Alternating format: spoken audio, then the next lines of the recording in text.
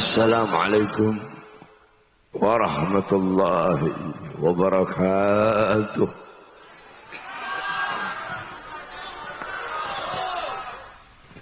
Alhamdulillah, alhamdulillah al-qawi sultanuh, al-wadih al-burhanuh, al-mabsut fil wujud karamuhu wa ihsanuh. Allahumma salli wa sallim وبارك وكرم وعظم على نور الأنوار وسر الأسرار وترياك الأخيار ومفتاح باب اليسر سيدنا ومولانا محمد المختار وآله الأطهار وأصحابه الأخيار عدد نعم الله وإفضاله. Amma ba'd. Yang saya cintai, yang saya muliakan, para alim ulama, para habaib, para kiai, para asatid, para tokoh masyarakat, segenap aparat pemerintah, wabil khusus pimpinan daripada pondok pesantren Al-Ghuraba, yaitu Kiai Haji Ahmad Zubairi Zuhri. Mudah-mudahan Allah panjangkan umur beliau,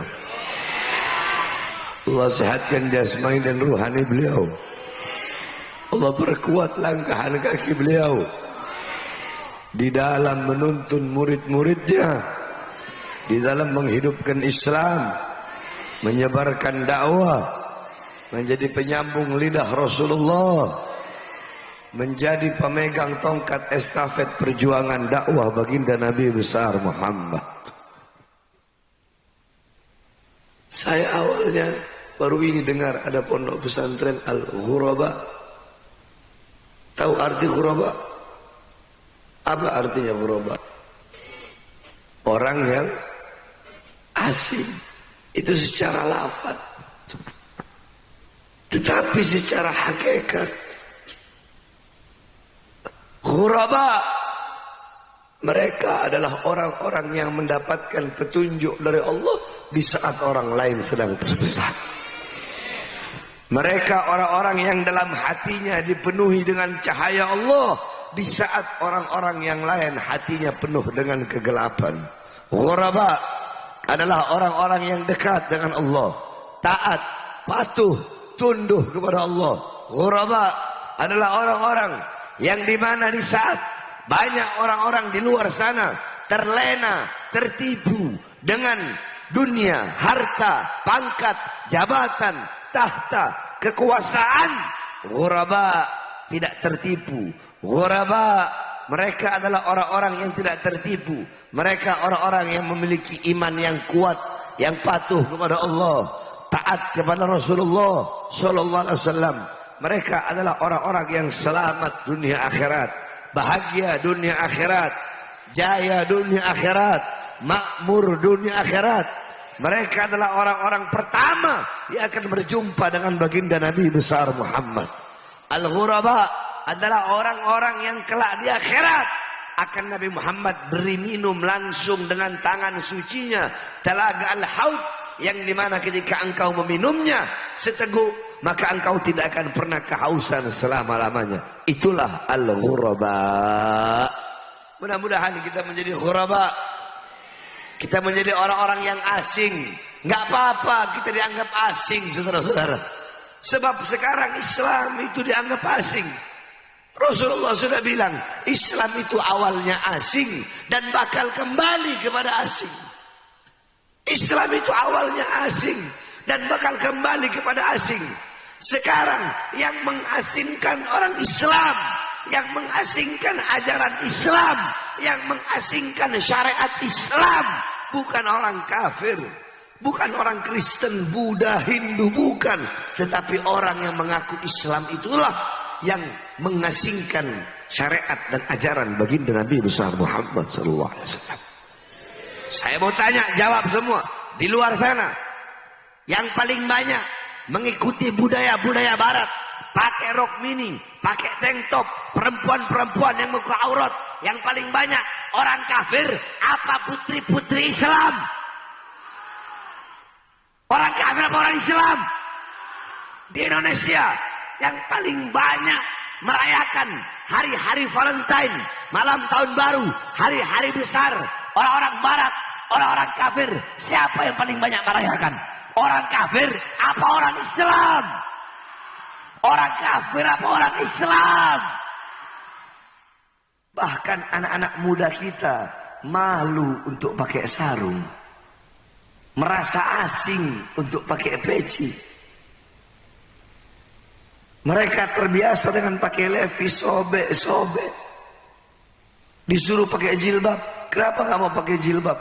Enggak, nanti saya dimusuhi, nanti saya dijauhi, nanti saya dianggap aneh, nanti saya dianggap asing. Maka beruntunglah orang-orang yang asing tersebut, ghuraba. Beruntunglah orang-orang yang menjadi ghuraba.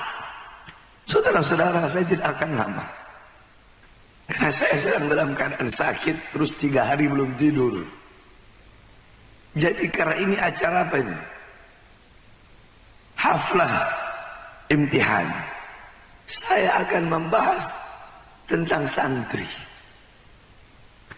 Saudara-saudara, saya mondok 18 tahun. Dari kecil saya mondok. Dari saya masih umur 6 tahun. Hampir 20 tahun lah saya mondok. Nah, Al-Imam Asy-Syafi'i radhiyallahu anhu, di dalam diwannya beliau berkata, semua santri pasti tahu ini. Man lam yadhuk dhullat aw murra, man lam yadhuk dhulla aw murra ta'allumi sa'atan tajarra'a fi dhullil juhli tula hayati.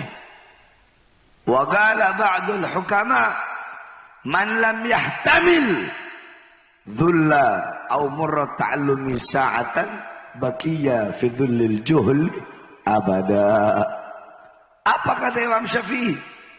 Barang siapa yang tidak menelan hinanya, pahitnya, tidak mau merasakan hinanya, susahnya, pahitnya, menuntut ilmu sesaat, maka dia akan menelan hinanya, pahitnya, bodoh seumur hidupnya. Dan sebagian para ahli hikmah, para ulama-ulama berkata, min ahlil bawatin, barang siapa yang gak kuat, gak tahan, tidak kuat, tidak tahan banting dengan susahnya, dengan capeknya, dengan hinanya menjadi santri, belajar, maka yang tersisa dalam hidupnya adalah kebodohan abada selama-lamanya. Berarti beliau-beliau mengajarkan yang namanya santri itu nggak enak. Betul? Yang namanya ngaji, nuntut ilmu itu nggak enak. Nggak ada.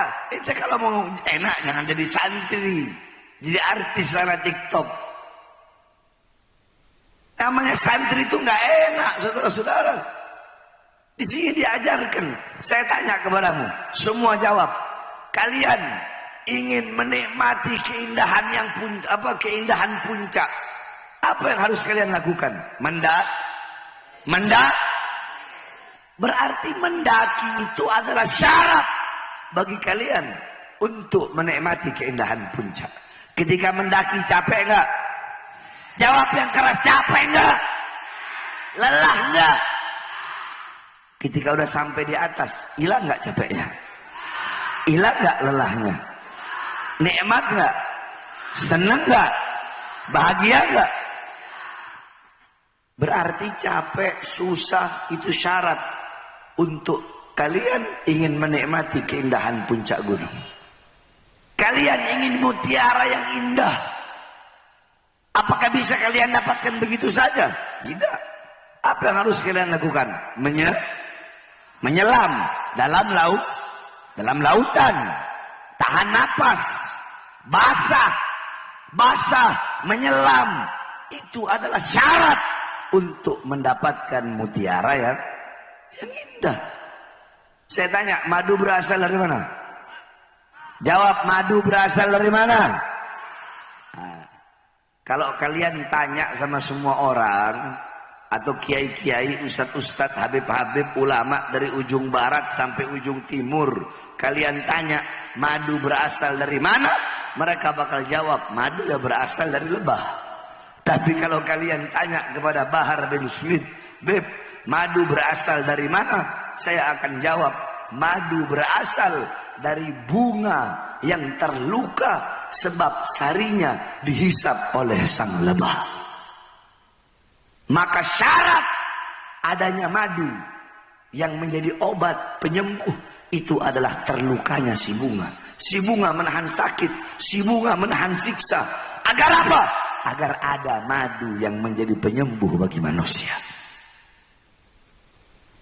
Kayu gahru, tahu kayu gahru? Gahru yang asli, gahru asli itu kalau kau cium begini, nggak ada baunya. Kalau dicium nggak ada baunya. Kalau kayu gahru dicium ada baunya, itu gahru palsu tuh. Kayu gahru yang asli dicium begini nggak ada baunya. Tapi apabila itu gahru bercumbu dengan bara, kamu taruh di arang yang panas, itu gahru, dia rela binasa, rela hancur, dia rela kepanasan, baru keluar semerbak wanginya, saudara-saudara. Berarti apa? Rasa sakit, rasa susah, rasa capek, itu syarat bagi gahru untuk bisa mengeluarkan harumnya. Paham nggak maksud saya? Saya ngasih perumpamaan. Kalau mau nuntut ilmu, kalau mau jadi santri, ya harus susah, ya harus capek. Jangankan kita, ulama-ulama zaman dulu, itu beliau-beliau waktu masih menuntut ilmu, susah, capek. Al-Imam Jarir ibn Hashim, Al-Imam Jarir ibn Hashim selama 15 tahun. 15 tahun beliau menulis, belajar di bawah cahaya bulan. Kenapa? Nggak punya uang untuk beli lentera. 15 tahun nulisnya di bawah cahaya bulan. Al-Imam Syafi'i, beliau orang susah, nggak punya uang untuk beli kertas. Kertas waktu itu dari kulit. Akhirnya apa? Beliau kumpulkan tulang-tulang unta, tulang-tulang kambing, tulang-tulang sapi, tulang-tulang domba. Beliau kumpulkan, kemudian beliau menulis, beliau jadikan sebagai buku, beliau jadikan sebagai buku, beliau menulis di situ. Udah selesai penuh tulang dengan tulisan beliau, beliau masukkan dalam botol. Penuh, beliau masukkan dalam botol. Sehingga dalam riwayat, kamar Imam Syafi'i penuh dengan kitab-kitab beliau, sampai-sampai Imam Syafi'i kalau tidur seperti ini. Kenapa? Ini udah penuh semua dengan botol-botol, dengan kitab-kitab beliau. Susah nggak? Capek nggak? Syekh Abdul Qadir Jailani ketika lagi ngaji, ketika lagi nuntut ilmu, pernah kelaparan. Fi Sahra, di padang pasir, beliau merangkak. Saking laparnya nggak kuat jalan, ngerangkak dan makan pucuk-pucuk daun.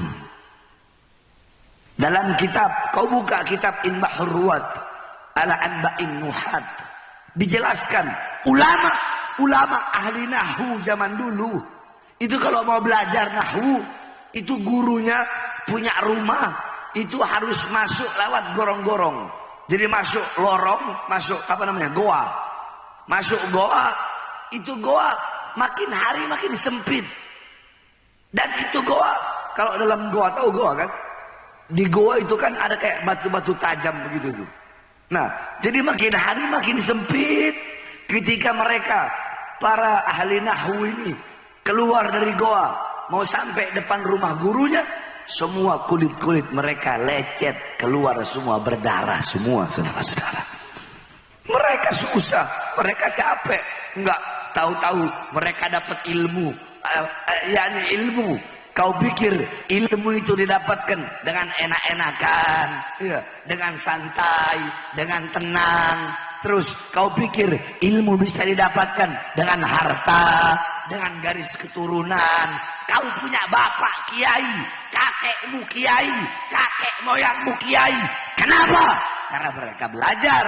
Kalau kau tidak belajar, tak bakal bisa jadi kiai. Laisal mar'u yuladu aliman. Tidak ada seseorang yang dilahirkan dalam keadaan berilmu, gak ada. Nabi dan Rasul saja belajar kok. Nabi Adam alaihissalam, siapa yang mengajarkan Asmaul A'zam kepada beliau? Siapa yang mengajarkan? Allah.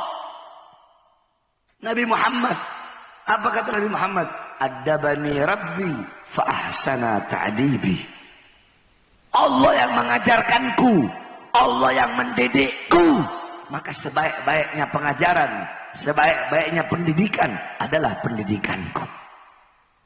Ilmu didapatkan bukan dengan harta, bukan dengan garis keturunan, tapi dengan belajar. Nah, namanya orang belajar harus susah, harus siap capek, harus siap lelah. Saya dulu waktu masih mondok, zaman dulu susah nyari balsem. Buat apa? Tengah malam kita mutola'ah, tengah malam kita murojaah, syarah Ibn Agil, Minhaj, matan Minhajut Talibin Imam Nawawi, syarahnya. Kadang kita pakai Tuhfatul Muhtaj, atau kadang pakai Nihayatul Muhtaj, hasyiahnya. Kadang kita pakai hasyiah Syarwani, kalau syarahnya Tuhfatul Muhtaj. Ar-Risalah Ibn Mukri, kita mutola'ah. Kalau udah ngantuk, susahnya dibalasem zaman dulu. Itu cabai, saya gerus. Saya gerus itu cabai, saya taruh begini di matanya. Karena nyari balasan waktu itu masih susah. Agar apa? Biar melek terus mata gini, biar kita bisa murojaah, mutola'ah untuk ngafalkan. Kita susah, kita capek, kita hina. Al-Imam Abdullah ibn Mas'ud, beliau berkata, zalaltu taliban fa'azaztu matluban. Aku hina, aku susah ketika aku menjadi pencari. Maksudnya apa? Ketika menjadi pencari ilmu, aku susah, aku hina. Kemudian aku mulia ketika aku menjadi orang yang dicari ilmunya. Contoh, jangankan ilmu yang dimana adalah urusan akhirat. Contoh, ada satu pengusaha. Nih pengusaha nih, dia mulai dari nol. Ada kan orang kaya dari keturunan, iya kan? Ini enggak, dia dari nol. Dia kerja, pergi ke Jakarta merantau, banting tulang, susah, capek, sampai jadi juragan besi terbesar di Indonesia. Kenapa saya bilang besi? Ya karena yang paling banyak di Jakarta sana orang Madura, juragan-juragan ya jualan besi tua. Betul? Nah, urusan dunia, dia jadi kaya raya. Apakah dia dapatkan itu dengan secara langsung, kontan? Enggak kan? Susah nggak dia? Capek nggak dia? Itu untuk urusan dunia. Susah dulu, capek dulu, ngangkat-ngangkat besi dulu, mangkul-mangkul besi dulu, jadi kuli dulu. Bagaimana dengan urusan akhirat yang sifatnya kekal, yang sifatnya abadi? Dan saya ingatkan, menuntut ilmu itu tidak ada batasannya. Nggak ada batas. Oh kenapa? Kalian lebih tua, terus nggak mau nuntut ilmu. Gara-gara umur, saya udah tua, nggak mau ngaji, nggak mau nuntut ilmu. Udah cukup, udah cukup. Tidak ada kata cukup menuntut ilmu. Ada seorang murid bertanya kepada gurunya, wahai guru, sampai kapan aku harus ngaji? Sampai kapan aku harus menuntut ilmu? Apa kata gurunya? Selama engkau hidup, selama itu engkau wajib menuntut ilmunya Allah Subhanahu wa ta'ala. Jangankan kita nggak ada apa-apanya. Abuya Al-Imamul Akbar, Al-Imam Ahlus Sunnah wal Jamaah, Qurun 21, Imam Ahlus Sunnah wal Jamaah abad 21, Abuya Al-Imam Ad-Doktor As-Sayyid Al-Habib Muhammad bin Alwi Al-Maliki Al-Hasani. Siapa yang nggak kenal beliau? Hah? Beliau mencetak ulama-ulama besar di seluruh dunia. Beliau yang udah segitu alimnya, Imam Ahlus Sunnah wal Jamaah seluruh dunia. Tapi apa kata beliau? Sampai sekarang aku masih mencari guru kalau ada yang mau mengajarkan aku ilmu. Terus kita baru ilmu secuil udah ngerasa cukup. Hah? Barang siapa yang merasa dirinya telah sampai dalam ilmu, ingat kata-kata saya. Barang siapa yang merasa cukup dengan ilmu, yang merasa dirinya telah sampai kepada suatu ilmu, maka dia telah merusak permulaannya. Faham kata-kata saya? Saya nggak mau bahas yang lain di sini, karena ini acara haflah. Kecuali acara lain, baru saya bahas perang, saudara-saudara. Beda. Masa acara haflah bahas jihad, nggak mungkin saya. Tapi yang nggak tahu kalau nyambung-nyambungnya nanti ke situ. Betul, betul. Tapi saya sebentar aja nggak lama ya.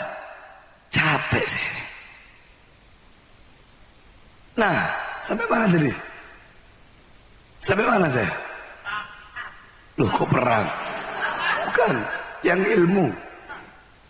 Sayyid Muhammad bin Alwi Al-Maliki. Apalagi kita. Jadi tidak ada batasan bagi seseorang untuk menuntut ilmu. Ada orang tua, lebih tua umur, nuntut ilmu sama yang lebih muda.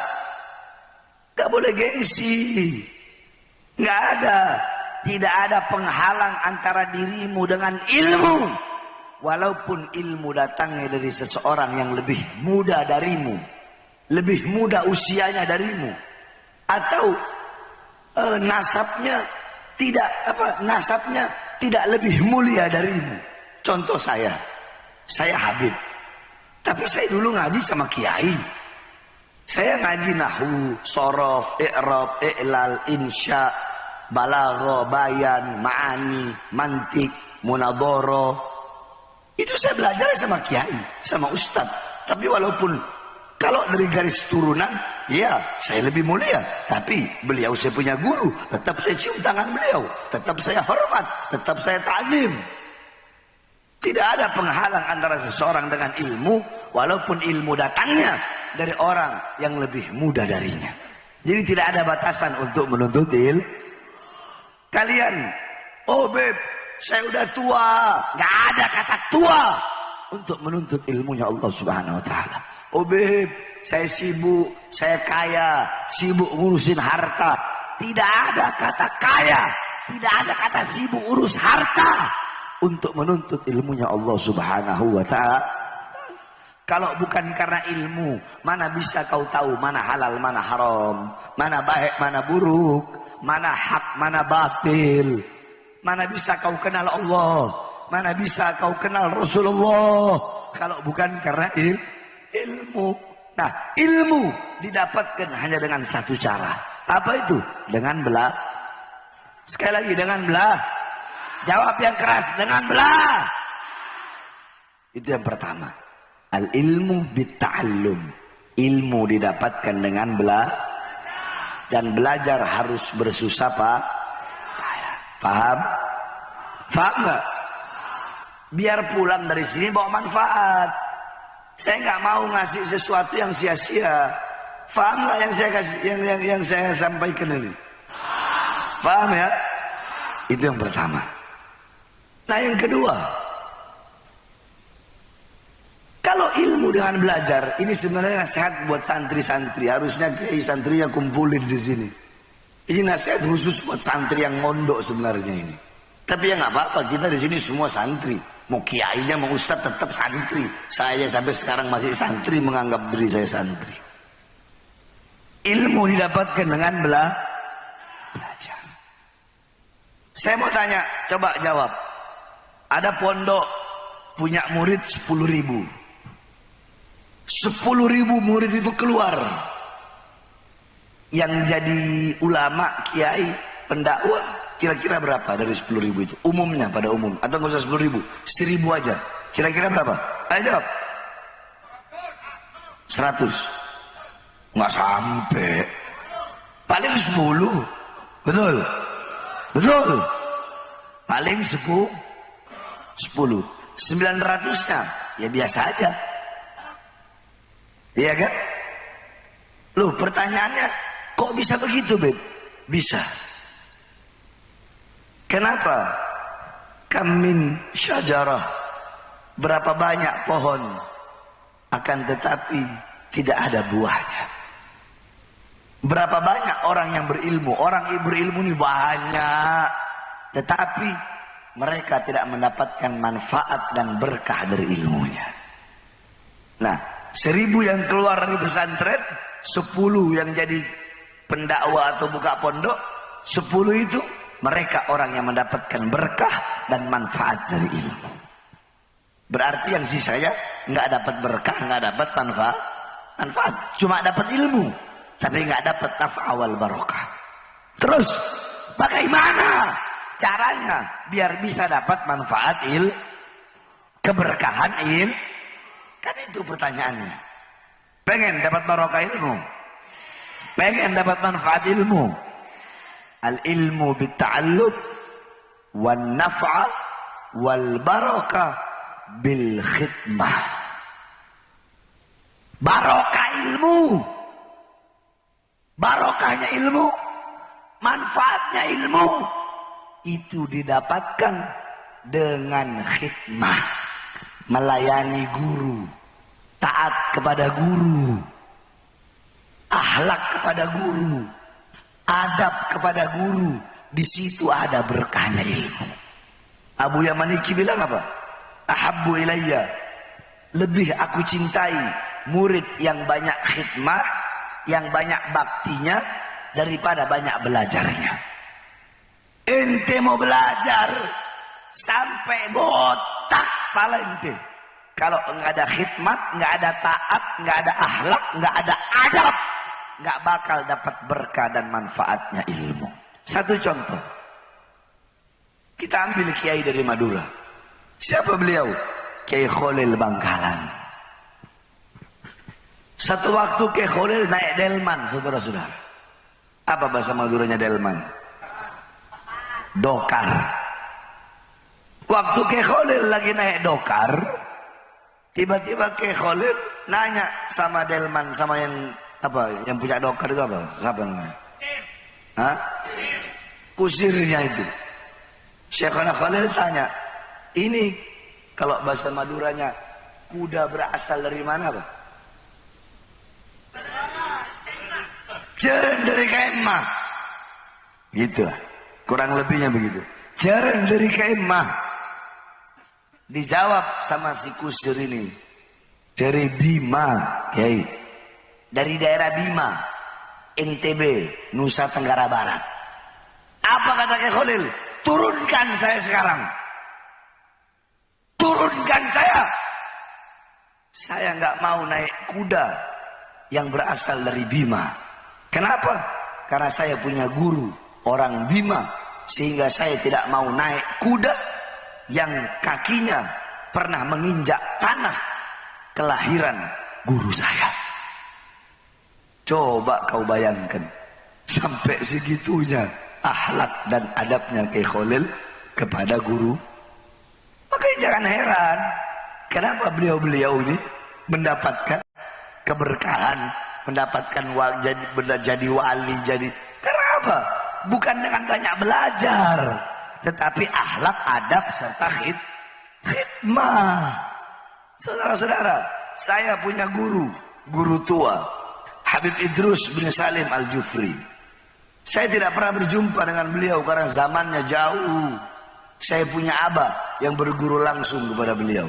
Saya berguru kepada saya punya abah. Saya berguru kepada Habib Husin Assegaf. Saya berguru kepada Al-Ustadz Ahmad Bado.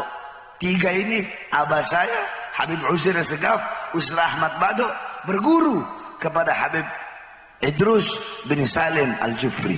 Habib Idrus bin Salim Al-Jufri berguru kepada Habib Abdullah Asy-Syatiri, terus bersambung sampai Rasulullah. Itu sanad saya yang pertama.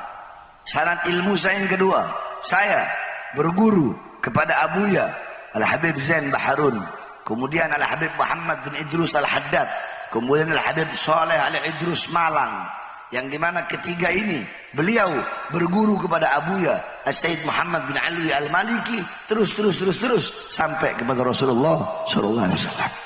Yang ketiga, saya berguru kepada abah saya berguru kepada abahnya Habib Abdurrahman berguru kepada abahnya Habib Alwi berguru kepada Syekh Arsyad Tawil berguru kepada gurunya Syekh Nawawi Al-Bantani, terus nyambung sampai kepada Rasulullah sallallahu alaihi wasallam. Yang keempat, sanad keilmuan saya berguru kepada Abuya Al-Habib Segaf Baharun, Al-Habib Ali Baharun, yang dimana beliau berdua berguru kepada Al-Habib Zain bin Smith. Habib Zain bin Smith berguru kepada Habib Muhammad Al-Haddar, Habib Abdul Qadir bin Ahmad Segaf, terus bersambung sanadnya sampai kepada Rasulullah sallallahu alaihi wasallam. Nah, saya mau cerita guru tua Habib Idrus bin Salim Al-Jufri. Beliau punya murid namanya Haji Amin. Ini Haji Amin luar biasa, saudara-saudara. Ibarat kata, kalau kita baca Fatihah ke Habib Idrus, tapi kalau enggak Fatihah ke Haji Amin, enggak sah. Haji Amin sedikit belajarnya, banyak khidmatnya. Itu dulu Al-Khairat nama pesantrennya. Atas itu tempat santri, di bawah kantornya Habib Idrus. Jadi Habib Idrus kalau panggil Haji Amin ini, Amin, ini Haji Amin loncat dari lantai 2 ke bawah. Loh, kenapa loncat? Ya, dia nggak mau lewat tangga. Kenapa? Dia tidak mau membuat Habib Idrus menunggu terlalu lama. Satu waktu Habib Idrus ajak dia untuk dakwah. Lewatlah laut. Di tengah laut, imamahnya Habib Idrus, tahu imamah? Yang pakai di kepala ini imamah. Bukan, itu namanya imamah. Kalau sorban itu ini, taruh di sini rida ini sorban. Kalau di kepala namanya imamah. Imamahnya Habib Idrus jatuh ke laut, kena angin. Haji Amin nggak pakai disuruh, dia loncat di tengah laut. Dia loncat. Ketika dia loncat, dia naik lagi ke atas perahu. Ketika dia naik ke atas perahu, semua orang yang ada di perahu melongok melihat Haji Amin. Kenapa? Tidak ada setitik pun basah. Ternyata Haji Amin jalan di atas laut, saudara-saudara. Kenapa Haji Amin dapat keramat? Karena bakti dan taatnya kepada gurunya. Kiai Khalil Bangkalan, kembali lagi Kiai Khalil. Satu waktu ada satu orang santri. Kiai Khalil bilang, kamu saya kasih tugas berdiri di bawah pohon mangga ini. Kalau ada daun yang jatuh, kamu ambil, kamu buang. Ayo pakai bahasa Madura, saya nggak tahu bahasa Maduranya apa. Pokoknya begitulah. Lamun bede daun jatuh, kakek kalah, kakek buang. Itu perintahnya Kiai Khalil. Habis begitu Kiai Khalil pergi. Selama 5 hari mungkin Kiai Khalil pergi. Ketika Kiai Khalil balik lagi, duduk di teras rumahnya, hujan deras, petir. Kiai Khalil lihat ada satu orang anak santri yang sedang berdiri di bawah pohon mangga. Dipanggil, Cong, Nina Cong. Datang ini anak. Ngapain kamu hujan-hujanan begini, angin badai kok berdiri di bawah pohon mangga? Kiai, seporana. 5 hari yang lalu, Kiai kan nyuruh saya untuk ngambil daun mangga yang jatuh. Terus, ya selama 5 hari itu saya nggak makan, nggak minum, nggak tidur, nungguin kalau daun mangga yang jatuh. Karena apa? Karena Kiai belum nyuruh saya berhenti. Ente mau cari di mana murid kayak begitu sekarang? Hah? Akhirnya apa kata Kiai Khalil? Udah, kamu gak usah belajar. Saya jamin kamu punya ilmu. Nggak usah kamu belajar. Saya jamin kamu jadi ulama besar. Ini Syekh Abu Bakar bin Salim. Ada satu orang mau belajar sama beliau. Kata beliau apa? Ntar dulu. Mau taklim sama saya, mau belajar sama saya tes dulu ketaatan kamu sama saya. Kamu cari gunung yang paling tinggi, terus kamu loncat ke bawah. Disuruh cari gunung, tebing, terus disuruh loncat. Ini kan bunuh diri namanya. Tapi karena saking taatnya, dia nggak mau tahu. Dia pergi, naik, cari gunung, dia loncat ke bawah. Subhanallah, tidak ada setitik pun luka. Datang ke Syekh Abu Bakar bin Salim. Udah ya Syekh Abu Bakar bin Salim. Kata Syekh Abu Bakar bin Salim, tadi kamu melek, tahu melek? Melek atau merem? Tadi saya takut, makanya saya merem. Oh, nggak sah, ulang lagi. Harus melek kamu. Naik ke atas, turun, loncat, melek.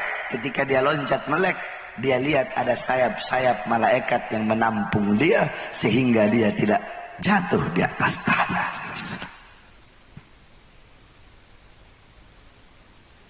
Hah? Mau cari di mana santri begitu sekarang? Ada. Di sini ada.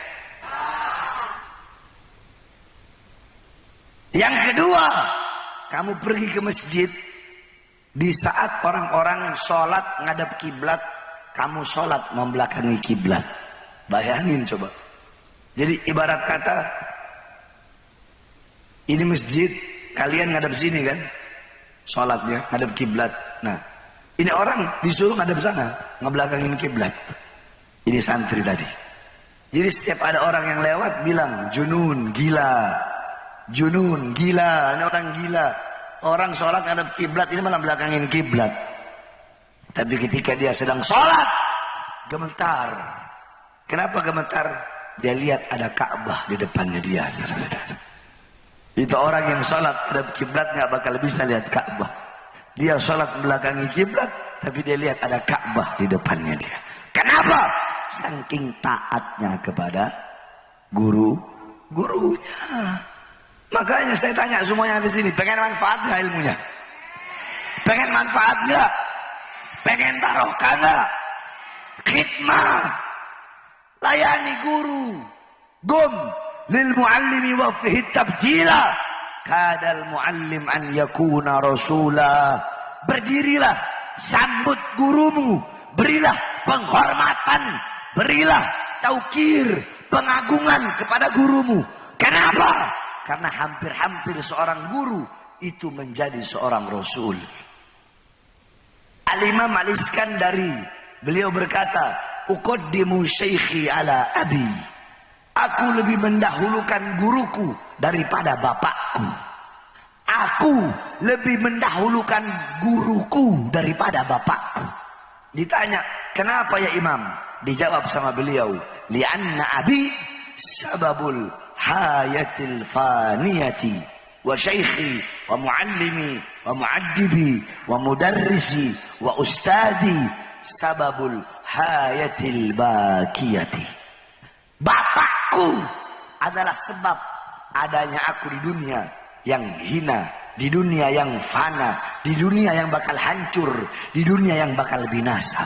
Sedangkan guruku adalah sebab adanya aku, selamatnya aku di akhirat yang sifatnya kekal dan abadi. Rasulullah kan udah bilang, bapakmu ada tiga. Alladzi yuladuka, bapakmu yang melahirkanmu, maksudnya bapak kita. Yang kedua, yang anaknya kau ambil jadi istrimu, berarti bapak mertua. Yang ketiga, alladzi yu'allimuka, yang mengajarkan kanmu. Siapa itu? Guru. Maka Rasulullah mengatakan yang ketiga inilah yang lebih utama dari semuanya. Begitu mulia seorang guru. Makanya pasang akhlak adab. Tapi kalau orang Madura tidak usah diragukan akhlak adabnya kepada guru. Saya waktu itu ceramah di Podei. Tahu Podei kan? Cuman nyebrang mana Sumeneb. Nyebrang pulau, ada 2 kecamatan. Saya datang ke sana. Saya kaget, itu awal kali saya ceramah di Madura itu di Podei. 2000 berapa? 2004 kalau nggak salah, 2003 gitu.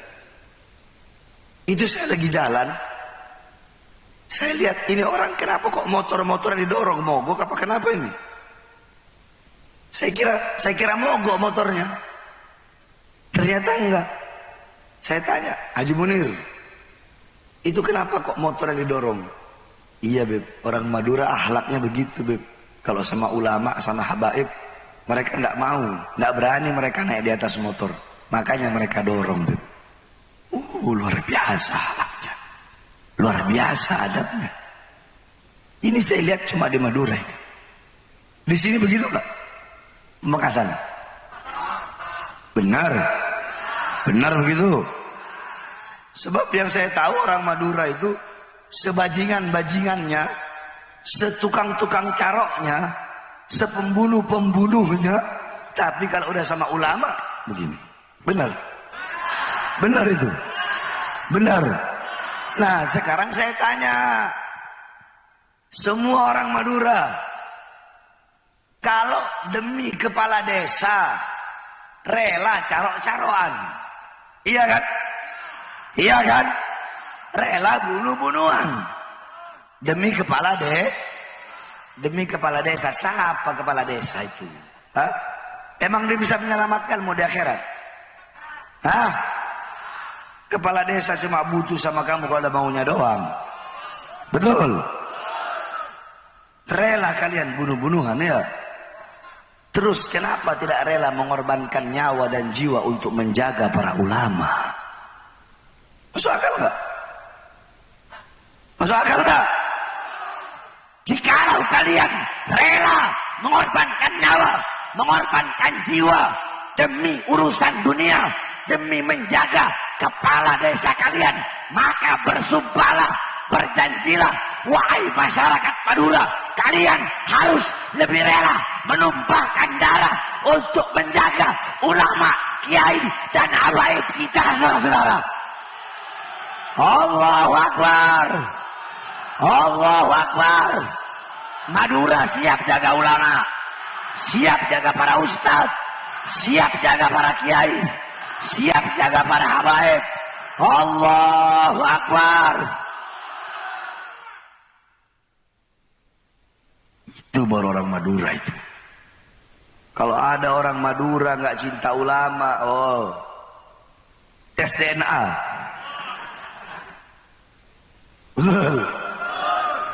Berarti Pak, apalagi ada orang Madura bilang, saya tanya, nggak usah saya yang jawab, kalian aja yang jawab. Andaikan ada orang Madura nggak percaya sama Habib, kira-kira orang Madura bukan? Bener.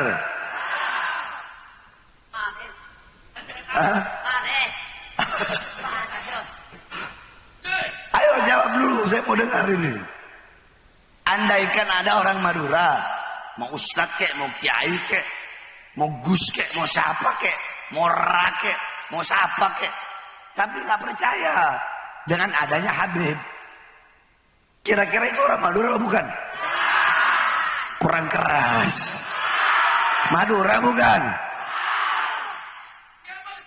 Palsu berarti. Palsu. Emang orang Madura cinta sama Habib? Cinta. Benar. Percaya. Percaya. Bagus. Berarti sepakat ya? Sepakat ya? Kalau ada orang ngaku Madura tapi nggak percaya habaib, berarti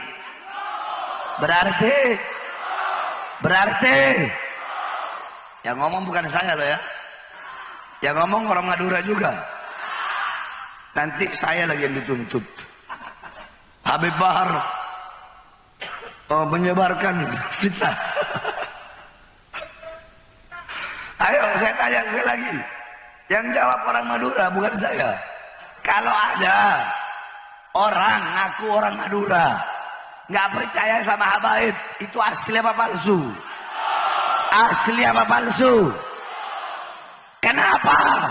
Karena orang Madura dari dulu terkenal kecintaannya kepada para habaib, kepada anak cucu Rasulullah. Sampai-sampai Kiai Khalil bisa nyium baunya Habib kalau ada Habib mau datang. Kenapa bisa nyium? Kata Kiai Khalil, karena aku mencium bau Rasulullah dalam tubuhnya. Kalau ada orang Madura nggak cinta habaib, benar orang Madura. Bener. Palsu ya. Made in Cina. Betul. Nah, yang terakhir saudara-saudara. Ini 2024 ini bentar lagi nih. Betul. Bentar lagi 2024. Musim pemilu, musim pemilihan. Ibu-ibu jawab. Ibu-ibu yang jawab.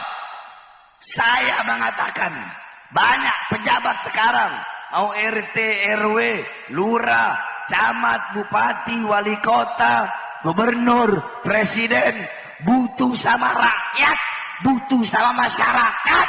Kalau lagi ada maunya doang. Bener apa salah? Betul apa salah? Benar apa salah?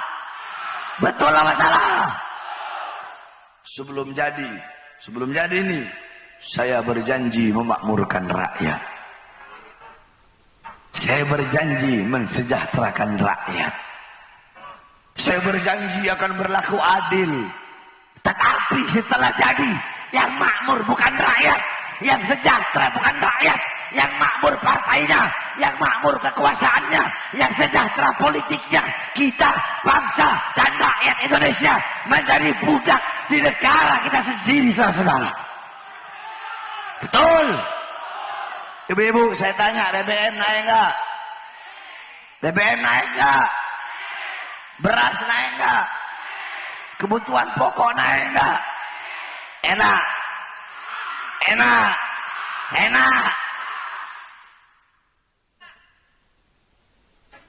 Makanya kalian para pejabat jangan suka biasa berdusta. Pejabat, aparat, kami ini rakyat, kami masyarakat. Seragam kalian dari keringat kami rakyat, betul? Jawab semua keras. Seragam mereka dari siapa? Dari siapa? Rumah dinas mereka dari siapa? Kendaraan dinas mereka dari siapa? Senjata yang mereka pakai dari siapa? Dasi mereka dari siapa? Dari kami rakyat. Maka kalian jangan semena-mena kepada kami rakyat, karena kami rakyat adalah ibu kandung kalian. Rakyat di atas segala-galanya, saudara-saudara. Makanya saya katakan bahwasanya Indonesia bukan milik partai politik manapun. Betul? Betul? Setuju? Indonesia bukan milik partai PDI, bukan milik partai Golkar, bukan milik partai Demokrat, bukan milik partai Gerindra, bukan milik partai PKB, bukan milik partai P3, bukan milik partai PKS, bukan milik partai Nasdem. Tetapi Indonesia bukan milik partai manapun, bukan milik politik manapun, tetapi Indonesia adalah milik kita, bangsa dan rakyat Indonesia, saudara-saudara. Allahu Akbar, Allahu Akbar. Dan saya Bahar bin Smith bersumpah demi Allah, saudara-saudara, saya 11 kali masuk penjara. Demi apa? Demi membela rakyat. Rakyat yang susah, rakyat yang kelaparan. Tangan saya diborgol, perut saya diborgol, kaki saya diborgol. Saya terpisah dengan anak dan istri saya selama bertahun-tahun. sampai-sampai saya dari penjara ke penjara lainnya, ke penjara lainnya, sampai bawa ke Nusa Kambangan. Untuk siapa? Untuk kalian, untuk rakyat. Oleh karenanya saya bersumpah, saya Bahar bin Smith, demi Allah, untuk bangsa, untuk NKRI, untuk rakyat. Jangankan hanya di penjara, diancam, difitnah, dihina, dicaci, dimaki. Jangankan cuma itu, untuk bangsa, untuk rakyat, nyawa saya, jiwa saya, darah saya, murah harganya untuk tumpah, saudara-saudara. Allahu Akbar, Allahu Akbar, Allahu Akbar. Masyarakat Madura siap hancur demi Indonesia, siap binasa demi Indonesia, siap mati demi merah putih, siap bela rakyat, siap membela Islam. Allahu Akbar. Hidup Islam, hidup Islam, hidup Indonesia, hidup ulama, hidup kiai, hidup aswaja, hidup habaib, hidup ahlus sunnah wal jamaah, hidup pondok-pondok pesantren, hidup NKRI. Allahu Akbar. Makanya santri itu harus Kenapa? Karena kalau bukan karena perjuangan para ulama dan santri pondok-pondok pesantren, tidak akan pernah terbuka gerbang kemerdekaan Indonesia. Betul? Makanya pejabat-pejabat ini harus berterima kasih sama santri. Betul? Harus berterima kasih kepada para ulama pondok-pondok pesantren. Karena waktu itu belum ada tentara. Betul? Belum ada polisi, belum ada negara, belum ada belum ada Indonesia. Yang ada apa? Pondok-pondok pesantren, surau-surau, musola-musola, masjid-masjid, santri-santri. Beliau-beliaulah yang berjuang mati-matian untuk membuka gerbang kemerdekaan Indonesia, sehingga mereka para pejabat-pejabat bisa menikmati semua kekayaan-kekayaan alam yang ada di Indonesia. Bahkan kalau para pengkhianat bangsa bukan hanya menikmati, mereka jual kekayaan-kekayaan alam kita. Mereka jual, mereka gadaikan kepada bangsa-bangsa asing. Jadi antek-anteknya asing, jadi londo-londo Iran, saudara-saudara. Oleh karenanya kita sebagai para santri, kita harus bersatu, jangan mau diadu domba. Betul?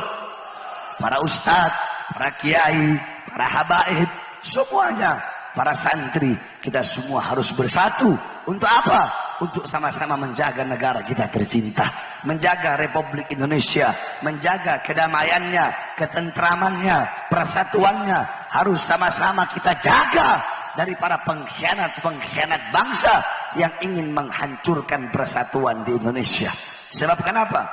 Sekarang udah mulai, kalian kan tahu sendiri, Habib sama Kiai mau dipisah, Habib sama Kiai mau dibentur. Ayo, saya mau tanya Kiai-Kiai di sini, mau dibenturkan sama Habib? Mau dibenturkan sama Habaib? Ada upaya-upaya itu sekarang itu. Upaya-upaya mau membenturkan Habaib dengan para Kiai. Karena mereka tahu cara ngerusak Indonesia cuma itu. Benturkan Habib dengan Kiai, otomatis pengikut Habib dan pengikut kiainya bentur. Nanti timbulnya chaos di mana-mana, hancur di mana-mana. Nah, itu kesempatan bagi mereka untuk merampas kedaulatan rakyat Indonesia, kedaulatan negara kesatuan Republik Indonesia. Makanya kita, para ustadz, para kiai, para habaib, jangan mau diadu domba. Betul? Kita harus bersatu, sebab udah menjadi adat istiadat. Kita orang para habaib belajar sama kiai, nanti si kiai belajar sama habaib, nanti si habib belajar lagi sama kiai, kiai belajar lagi sama habaib, terus nyambung sampai kepada kakeknya para habaib. Siapa? Rasulullah Sallallahu Alaihi Wasallam.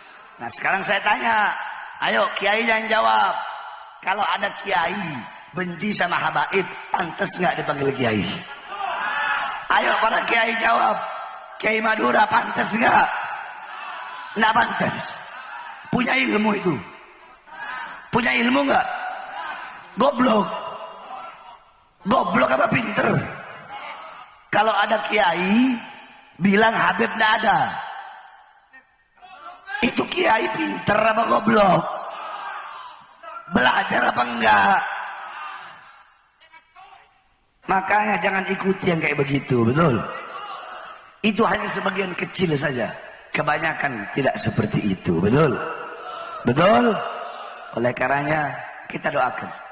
Mudah-mudahan beliau, Kiai Haji Ahmad Zubairi, sebagai pengasuh Ponpes Al-Ghuraba, mudah-mudahan Allah panjangkan umur beliau. Beserta semua para kiai-kiai, para masyayikh, para kiai, para ajengan, para ustadz, para lora yang ada di sini semua. Saya doakan Allah panjangkan umur antum semua. Allah permudah urusan dunia akhiratnya. Allah perkuat langkahan kakinya dalam berdakwah di jalan Allah Subhanahu wa taala. Begitu juga semua yang hadir di sini. Nanti saya kasih ijazah sama kiai-kiai di sini. Saya kasih ijazah Al-Fatihah dengan iyyaka na'budu wa iyyaka nasta'in 11 kali. Terakhir sekaligus penutup. Jadi 11 hajat. 11 hajat. Setiap baca iyyaka na'budu wa iyyaka nasta'in, diam, tahan napas. Tahan napas, napas, tahan napas tuh hati minta sama Allah. Bisa? 11 kali berarti 11 hajat. Atau pas satu kali tahan napas itu mau cepet-cepet sekali 2, 3 hajat ya nggak ada masalah. Pokoknya iyyaka na'budu wa iyyaka nasta'in 11 kali. Siap? Sama-sama kita baca. Bismillahirrahmanirrahim. Alhamdulillahi rabbil arrahmanirrahim. Iyyaka na'budu wa iyyaka nasta'in.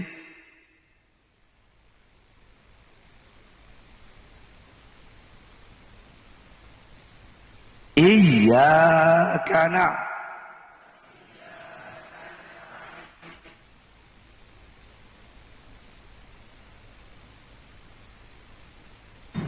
Iyyaka na'budu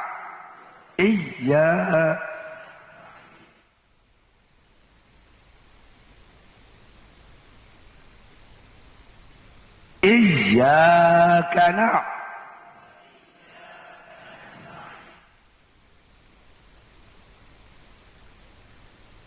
Iyyaka na'budu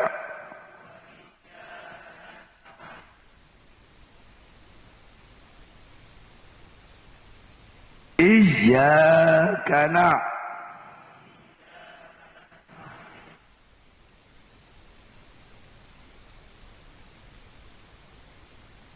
Iyyaka na'budu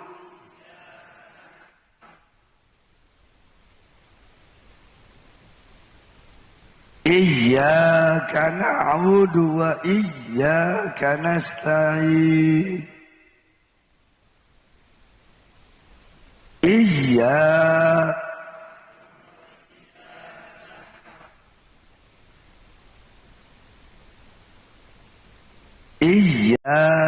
na'budu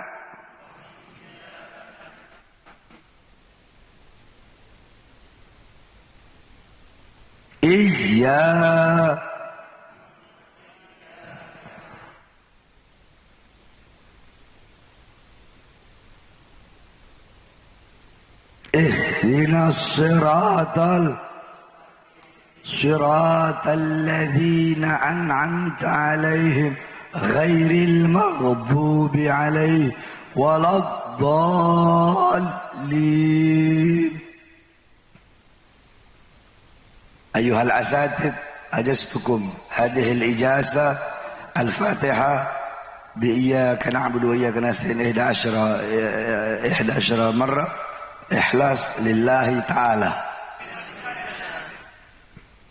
Udah saya jasakan sama kiai-kiai itu, insya Allah paling ampuh udah itu. Ya, sama jangan lupa kalau ba'da maghrib ini zaman akhir zaman. Biasakan ba'da maghrib baca rotib haddad, ba'da isya rotib attos. Sebelum jam 12 malam hizib bahar, hizib nasor, kencengin. Syabil Hasan Asyadili. Ya, kalau bisa hizib nasornya 40 kali, hizib baharnya 40 kali. Sebelum subuh doa fajar, ba'da subuh wirdul latif, sebelum duhur futuhatul arsyiyah, ba'da duhur mafatihus sa'adah, doa fagil mugaddam, hizib nawawi, hizib khafi, wirid sakran. Sebelum asar wirdul kabir, wirdul soghir, Syekh Abu Bakar bin Salim. Ba'da asar hizib bahar, hizib nasor, Syabil Hasan Asyadili sama hizib nasornya Imam Haddad. Sebelum maghrib wirdul latif, ba'da maghrib ratib Haddad. Begitu terus setiap hari. Kalau mingguannya malam Rabu baca Hadrobah Saudan, malam Kamis baca Burdah, malam Jumat baca Maulid, malam Sabtu, malam Minggu, malam Senin baca Dalailul Khairat, malam Selasa baca Jaliyatul Qadar. Bisa kan? Bisa, dengernya aja udah puyeng kali ya, udah pusing. Loh, itu amalan santri-santri di pesantren saya, wiritannya begitu terus setiap hari. Santri saya wiritannya begitu. Makanya kalau mondok tempat saya itu nggak lama. 1 tahun udah pinter baca kitab kuning, 1 tahun itu udah bisa ngajar, saya yang jamin. Nggak ada kebal-kebalan. Kakeknya kita orang Imam Husain aja nggak kebal kok. Dipotong lehernya, mas, dipotong lehernya. Buat apa ilmu-ilmu kebal-kebal gitu? Nggak perlu. Kalau ilmu bela diri ya, ilmu kebal-kebal nggak ada. Sebaik-baiknya pelindung adalah Allah, bukan kebal. Ketika engkau berlindung kepada Allah, ketika engkau berlindung kepada Allah, adakah pelindung yang lebih baik selain Allah? Ketika engkau meminta pertolongan kepada Allah, adakah penolong yang lebih hebat dari Allah? Nabi siapa yang digergaji? Ayo jawab. Nabi siapa? Nah, yang jawab jangan para kiai. Kalau kiai udah pasti tahu. Nabi siapa? Oh, apa Kak Kemat? Oh, mon kiai na ngomong Zakaria, kakek ngekot Zakaria, kakek pelor. Nabi Zakaria dikejar oleh orang Yahudi, dikejar Bani Israel. Ada pohon. Nabi Zakaria bilang, wahai pohon, terbelahlah, karena aku ingin bersembunyi di balikmu. Itu pohon kebelah 2, Nabi Zakaria masuk. Itu pohon ketutup lagi. Orang Yahudi nyari, mana nih Nabi Zakaria? Iblis bilang, tuh Zakaria sembunyi di pohon. Digergaji, badan beliau terbelah 2. Ulama berkata, kenapa? Karena Nabi Zakaria mintanya sama pohon, bukan sama Allah. Andaikan mintanya sama Allah, maka pasti akan Allah berikan keselamatan. Sebagaimana cerita, yaitu di zaman Sayyidina Umar bin Khattab, ada seorang anak yang intinya anak itu lahir dalam kubur sampai dia dewasa diambil oleh bapaknya. Kenapa? Karena sebelum bapaknya pergi, bapaknya ngomong, dipegang perut istrinya sambil berkata, ya Allah, aku titipkan anak yang berada di dalam janin istriku. Dia pulang, istrinya meninggal. Walaupun istrinya meninggal dalam kubur, tapi anaknya mesti tetap hidup sampai anaknya besar. Itu anak dinamakan Ibn Mayyit. Anaknya mayat. Kenapa? Karena lahirnya ibunya udah meninggal. Itulah kekuatan doa, kekuatan wirid, kekuatan hizib. Maka jangan lepas dari itu. Paham? Ya, saya ijazahkan tadi itu. Mau terima ijazahnya? Tapi diamalin. Ingat. Ayo coba, habis maghrib apa? Ratib Fatihah. Ratib habis isya itu matos. Jam 12 malam hizib bahar, hizib bahar, hizib nah. Sebelum subuh doa fajar, habis subuh Wirdul Latif. Sebelum duhur Futuhatul Arsyah. Pada duhur Mafatihus Sa'ada, Hizib Nawawi, Hizib Khafi, doa Fagil Mugaddam, sama wirid sakron. Kalau nggak tahu minta sama kiai-kiai. Kiai-kiai ini pada tahu semua itu. Nah, terus sebelum asar Wirdul Kabir, Wirdul Shogir, Syekh Bakar bin Sa'ad. Habis asar Hizib Bahar, Hizib Nasor, sama Hizib Nasornya Imam Haddad. Sebelum maghrib Wirdul Latif. Habis maghrib Ratib. Begitu terus setiap hari. Sebulan mumbul kakek. Terbang, bisa terbang kalian. Paham? Sebelum saya tutup, saudara-saudara, saya ini sedang bangun pondok pesantren. Sampai sekarang masih pembangunan. Saya bangun pondok pesantren saya itu pakai darah, pakai air mata. Pondok pesantren saya salaf, nggak ada sekolahnya. Khusus diniyah. Di situ dipelajari 32 fan mata pelajaran. Fikih, usul fikih, ayatul ahkam, tafsir ayatul ahkam, hadisul ahkam, syarah hadisul ahkam, tauhid, lughah, nahwu, sorof, i'rab, i'lal, insya, imla, bayan, ma'ani, mantik, munadhara, mujadalah, muhawara, tafsir bil ma'thur, tafsir bil diraya, tafsir bil ra'yi, tajwid, hadis, mustalah hadis, takhrij hadis, tarjih hadis, ilmu tarjih wa ta'dil, dan lain-lainnya. Itu pondok saya gratis, nggak bayar. Kenapa saya bikin pondok pesantren gratis?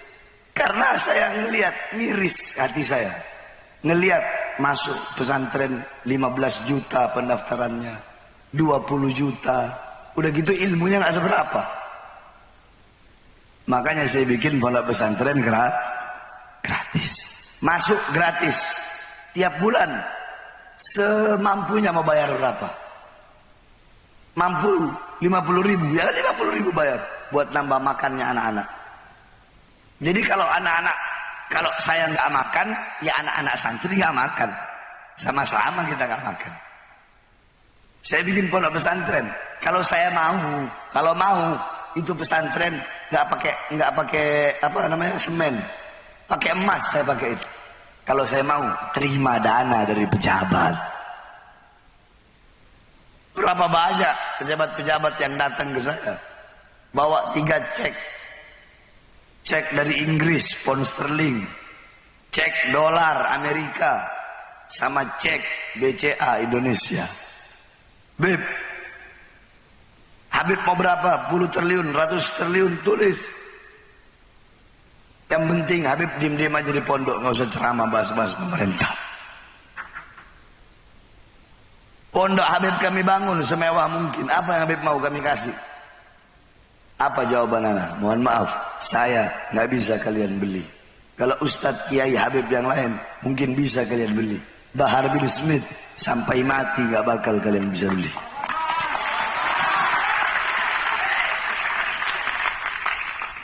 Makanya saya harapkan jamaah yang hadir di sini untuk bisa mengeluarkan hartanya di jalan Allah. Saya tanya, siap? Kita mulai dari kiai-kiai yang di atas pakai sorban saya. Jadi kiai-kiai ini harus ngasih contoh, betul? Ngasih contoh. Kalau kiai ngasihnya 10.000, umat ngasihnya 2.000. Berarti kiai harus ngasihnya banyak, 1 juta. Umat nanti satu orang 100.000. Ini kiainya ngasih 100.000, ya umat kasih 2.000.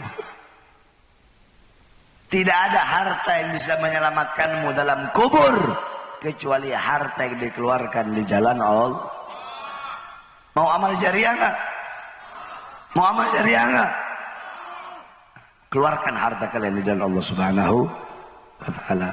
Ada tim hadrohnya kan? Sambil sholawat. Ya. Ini siapa? Ayo, kiai-kiainya pakai sorbanan ini. Nah. Duduk. Toju.